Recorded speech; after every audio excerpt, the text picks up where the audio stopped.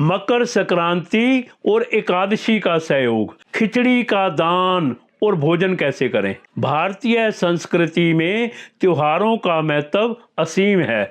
मकर संक्रांति सूर्य देव की उत्तरायण गति का उत्सव है, जहां तिल, गुड़ और चावल की खिचड़ी का दान और भोजन विशेष फलदायी माना जाता है। वहीं एकादशी व्रत भगवान विष्णु को समर्पित उपवास का दिन है, जहां अन्न त्याग, विशेषकर चावल, गेहूं अनिवार्य होता है। लेकिन 2026 में एक दुर्लभ संयोग हो रहा है। मकर संक्रांति 14 जनवरी एकादशी तिथि पर पड़ रही है। इस स्थिति में खिचड़ी का दान या भोजन कैसे संभव हो? यहाँ सभी के मन में एक प्रश्न उठता है, क्या हम चावल की खिचड़ी खा सकते हैं या नहीं?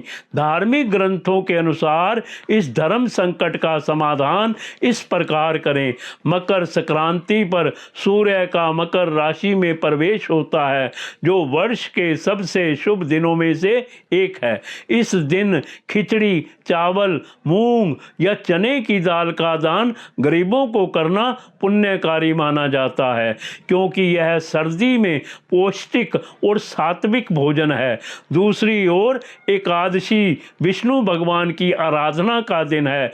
पद्म पुराण और विष्णु पुराण में वर्णित है कि इस दिन अन्न ग्रहण करने से व्रत का फल नष्ट हो जाता है। चावल, धान्य को विशेष रूप से वर्जित माना जाता है, क्योंकि यह एकादशी के दिन तामसिक गुण वाला होता है।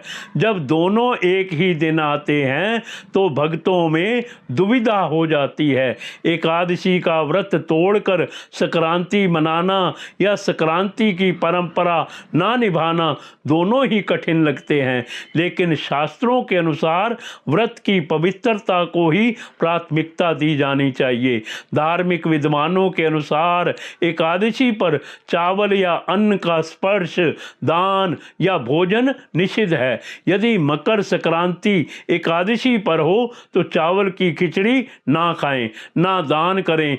एकादशी में अन्न दान भी वर्जित है। यदि आप व्रत रख रहे हैं तो चावल छूना भी पाप माना जाता है। इस दिन खिचड़ी दान ना करें, क्योंकि एकादशी की पवित्रता भंग हो जाएगी। संक्रांति का दान अगले दिन 15 या 16 जनवरी 2026 को खिचड़ी बनाकर दान और भोजन कर सकते हैं। इससे दोनों परंपराओं का सम्मान होगा।